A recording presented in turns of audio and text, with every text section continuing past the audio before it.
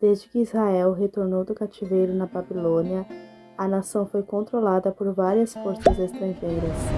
No tempo em que Mateus nasceu, era o Império Romano que comandava Israel. O povo falava o aramaico, que era o idioma nativo. O grego era o idioma comercial e o latim o idioma de seus conquistadores. Os romanos dominavam as rotas comerciais entre o Egito ao sul e a Síria ao norte. Os judeus residentes que quisessem fazer o mesmo podiam comprar franquias tributárias do governo romano e coletar impostos de quem usava as rotas. Grandes partes dos coletores de impostos cobravam tarifas maiores do que o necessário, dava a porcentagem de Roma e embolsava o restante. Muitos desses colaboradores de impostos eram vilões desprezíveis, sem princípios nenhum. No meio deste grupo infame estava Levi, um judeu também conhecido como Mateus, o seu nome em grego. Embora Mateus tenha escrito um dos 4 evangelhos, pouco se conhece a seu respeito.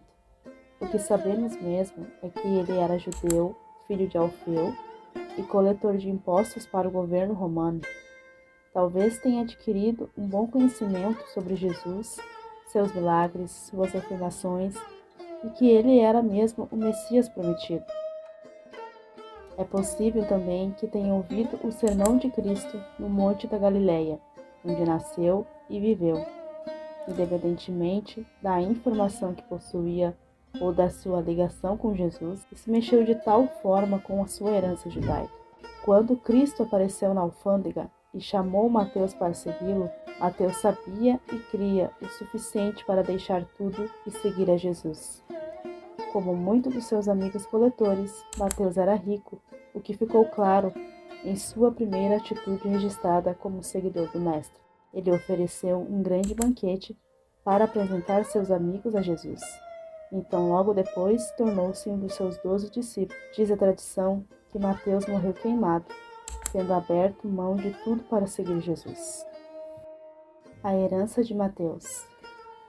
O nome judeu de Mateus, Levi, indica que ele pertencia à linhagem de sacerdotes de Levi, um dos filhos de Jacó, pai das 12 tribos.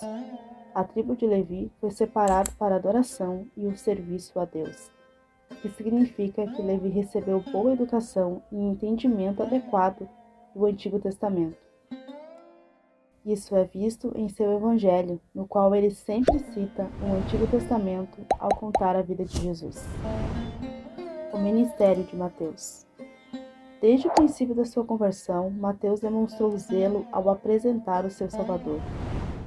O Evangelho de Lucas registra o banquete evangelístico dado por Mateus em sua casa para todos os amigos rejeitados pela sociedade judaica. Esse jantar foi uma grande celebração.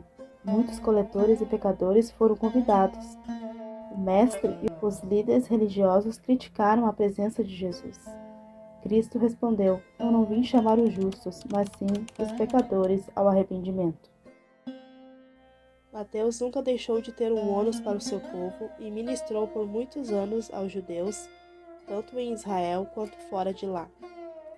Cerca de 30 anos depois da morte e da ressurreição de Jesus, Mateus descreveu a vida e os momentos de Cristo para o benefício dos seus ouvintes judeus. Em seus relatos, ele citou muitas profecias do Antigo Testamento que identificavam que Jesus era o Messias profetizado. O livro de Mateus. Treinado para ler e estudar adequadamente a lei e dotado de habilidade com a pena, Mateus foi usado por Deus para registrar a vida de Jesus de modo sistemático, relatando muitas profecias cumpridas no Antigo Testamento sobre a vinda do Messias na pessoa de Jesus. O Evangelho de Mateus foi escrito em uma época em que os apóstolos, as testemunhas oculares, estavam morrendo ou sendo martirizadas. As igrejas se multiplicavam e era necessário registrar a recente comunidade cristã como ferramenta evangelística para dividir o Evangelho com as comunidades judaicas espalhadas pelo Império Romano. Embora tenha sido escolhido como discípulo de Jesus, Mateus era um homem humilde. Em todo o seu evangelho, somente 2 vezes ele falou sobre si mesmo, quando relatou seu chamado e quando listou os 12 apóstolos. Mateus era um estudioso do Antigo Testamento e fez referências à lei aos Salmos e aos Profetas mais do que todos os autores dos Evangelhos juntos. Depois de começar a seguir Jesus, a primeira atitude do evangelista foi convocar todos os seus amigos para conhecerem a Cristo. Ele levou o fardo de seu povo o tempo inteiro e escreveu seus primeiros relatos da vida e do ministério de Cristo para benefício do seu povo judeu. Seu objetivo era convencê-los de que Jesus era o tão esperado Messias. Crie um ambiente natural para o evangelismo. O primeiro impulso de Mateus como seguidor de Jesus foi reunir seus amigos próximos em um banquete para apresentá-los ao Senhor. Em vez de juntá-los em um lugar religioso, ele levou o mestre a um local onde seus amigos se sentiriam confortáveis. Se você perceber que um incrédulo pode hesitar em ir à igreja, empregue seu tempo cultivando seu relacionamento com essa pessoa, apresentando-a a Cristo por intermédio da sua vida em ambientes nos quais ela se sinta à vontade. Deus pode usar você para fazer a diferença. Quando Mateus deixou a sua profissão secular, tudo o que ele tinha era a pena e as suas habilidades com a escrita. Jesus deu um novo uso aos seus talentos, registrar o que observava ao caminhar com o Mestre. O Evangelho de Mateus é fruto do seu ministério. Quando você vai a Cristo, leva junto um exclusivo conjunto de talentos, habilidades e experiências. O Senhor quer usar você e os seus atributos únicos para fazer a diferença no reino dele. O que você tem pode ser um instrumento poderoso para Deus. Então, como Mateus, libere-se para ser usado como Jesus quiser. Ninguém está fora da graça salvífica de Deus.